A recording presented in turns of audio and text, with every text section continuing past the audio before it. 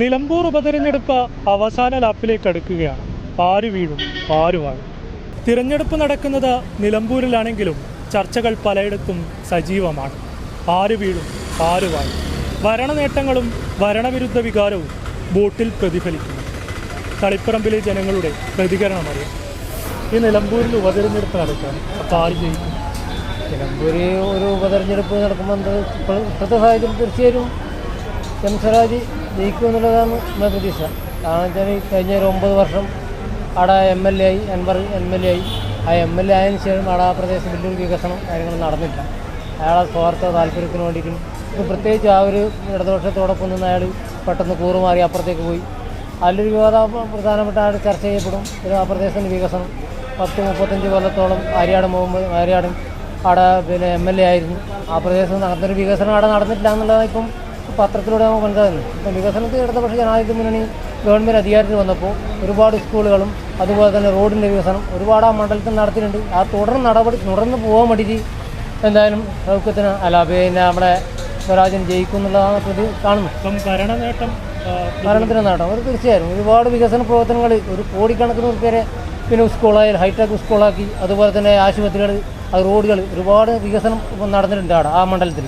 ഇപ്പോൾ എണ്ണി പറയത്തക്കത് ഇന്ന് ഒരു കാരണവശാലും എതിർ കക്ഷികൾക്ക് പറയാൻ പറ്റാത്തൊരവസ്ഥ. ഇപ്പം ഞാൻ തന്നെ അവിടെ ഒരു സംഭവം നടന്നു, ഒരു ഷോക്ക് അടുപ്പിച്ചിട്ട് മരിച്ചു. ആ മരിച്ചപ്പോൾ തന്നെ അവർ രാഷ്ട്രീയ മുതലെടുപ്പിനാൻ വേണ്ടിയിട്ടാണ് അവർ ശ്രമം നടത്തിയത് UDF. കാരണം എന്ന് വെച്ചാൽ അന്നേരം തന്നെ റോഡ് ഉപരോധം നടത്തി, മാർച്ച് നടത്തി, പിന്നെ അങ്ങനെ ഒരുപാട് പിറ്റേന്ന് ഒരു ഹർത്താൽ പോലും ആഹ്വാനം ചെയ്തതാണ് UDF. പക്ഷേ എന്തോ ഭാഗ്യത്തിന് യഥാർത്ഥ പ്രതിയെ പിടിച്ചു. അപ്പോൾ പിന്നെ അതൊരു കോൺഗ്രസ്സുകാരനായതുകൊണ്ട് അവർ പെട്ടെന്ന് ഉള്ളുവൽ അവർക്കൊരു അടിയാണ് നടക്കുന്നത്. സ്വരാജ് ജയിക്കും ഉറപ്പ്. സ്വരാജ് ജയിക്കണം. UDF. എന്തുകൊണ്ടാണ് അങ്ങനെ പറയുന്നത്? ഇപ്പോഴത്തെ ഭരണത്തിൻ്റെ വീഴ്ചയാണ്. ഒരു ഗുണമില്ലാത്ത ഭരണമാണ്. നേരാവണ്ണം പെൻഷൻ കൊടുക്കുന്നില്ല. ഇപ്പോൾ ഒരു 50 കൊല്ലം പുറകോട്ട് വന്നു നമ്മളെ കേരളം. അത്രയും അപകട കേരളത്തിൻ്റെ കാര്യം. ഈ ഗവൺമെൻറ് പോയിട്ട് സാധാരണക്കാരനായിട്ട് ജീവിക്കാൻ പോലും പറ്റില്ല. അങ്ങനെ ഇപ്പോഴത്തെ അവസ്ഥ. ജയിക്കും, ഒരു സംശയവുമില്ല. UDF ജയിക്കില്ല, ഒരു സംശയവും വേണ്ടായിരുന്നു. UDF സ്ഥാനാർത്ഥി ശ്രീ ആര്യാടൻ ഷൗക്കത്ത് വൻ ഭൂരിപക്ഷത്തോട് വിജയിക്കും. കാരണം ആര്യാടൻ മുഹമ്മദ് സാറിന് 21,000 ഭൂരിപക്ഷം ഉണ്ടായിരുന്നു. അതായത് 2006 ഇടതുപക്ഷ തരംഗം ആഞ്ഞടിച്ച സമയത്ത് 21,000 വോട്ടിന് വിജയിച്ചു. അത് അദ്ദേഹത്തിൻ്റെ കുറഞ്ഞ ഭൂരിപക്ഷം എന്ന് പറയുന്നത് 5,000 വോട്ടാണ് 2011. രണ്ട് തവണയായിട്ടാണ് ചില വീഴ്ചകൾ കാരണമാണ് അത് നഷ്ടപ്പെട്ടത്. ഈ അൻവറിന് കിട്ടിയ വോട്ട് അൻവർ ഈ കോൺഗ്രസിൽ നിന്ന് വിട്ടുപോയാണ്. അപ്പോൾ അന്നത്തെ ചില പ്രത്യേക സാഹചര്യത്തിൽ ഒരു 2 വർഷവും ഇടതു തരംഗമുണ്ടായി, 2 തവണയും. ആ തരംഗത്തിൻ്റെ ഒഴുക്കിൽ അൻവർ രക്ഷപ്പെട്ടു. പക്ഷേ ഈ അൻവർ ഉയർത്തിയ വെല്ലുവിളി അൻവർ ഉയർത്തിയ വിഷയങ്ങൾ രാഷ്ട്രീയമല്ല, അത് അരാഷ്ട്രീയമാണ്. അൻവർ ഉയർത്തുന്ന വെല്ലുവിളിയേക്കാൾ അതിനു മുമ്പ് തന്നെ കോൺഗ്രസ് നേതൃത്വം, UDF നേതൃത്വം ഇടതുപക്ഷത്തിൻ്റെ ജനവിരുദ്ധ നയങ്ങൾ ചൂണ്ടിക്കാണിച്ചിട്ടുണ്ട്. അതിന് മുൻപന്തിയിൽ നിന്നത് മലപ്പുറം ജില്ലയിൽ അതിന് മുൻപന്തിയിൽ നിന്നത് ഇടതുപക്ഷത്തിൻ്റെ ദുർഭരണത്തിനെതിരെ സമരം നയിച്ചത് ശ്രീ ആര്യാടൻ ഷൗക്കത്തിൻ്റെയും VS ജോയിയുടെയും നേതൃത്വത്തിൽ UDF ആണ്. അതുകൊണ്ട് തന്നെ ചരിത്രത്തിലെ ഏറ്റവും വലിയ ഭൂരിപക്ഷത്തിൽ ശ്രീ ആര്യാടൻ ഷൗക്കത്ത് വിജയിക്കും.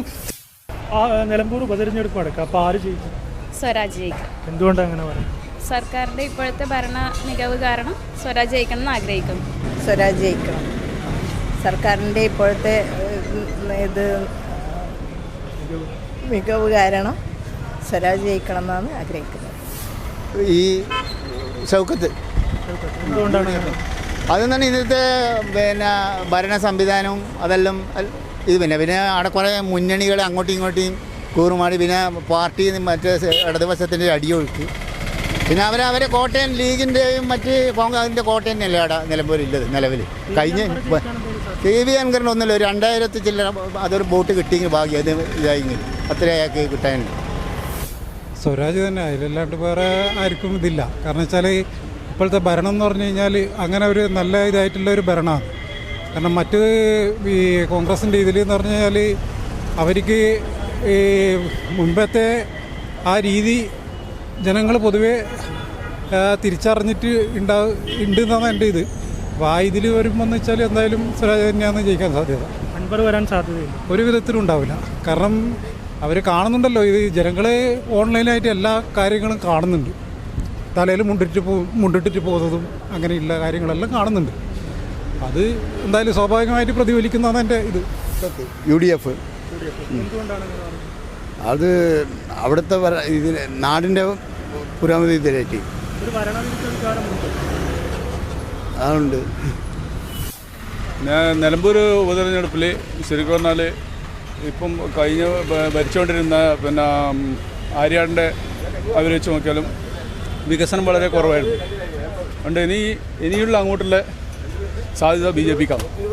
എന്തുകൊണ്ടാണ്? BJP ജയിക്കും. ഇതുവരെ മാറി മാറി ഭരിച്ചവർ ജയിച്ചും അഴിമതിയായിരുന്നു. ഇപ്പം ഇനി അങ്ങോട്ട് BJP ജയിക്കും. സാധ്യത എനിക്ക് എത്രയും UDF ജയിക്കുമെന്നാണ് എൻ്റെ ഒരു ഇതേ. എന്തുകൊണ്ടാണ് അങ്ങനെ പറയുന്നത്? ഞാൻ പറയുന്നത് എനിക്ക് കുറച്ചവിടെ ഇതുണ്ടെന്നാണ്.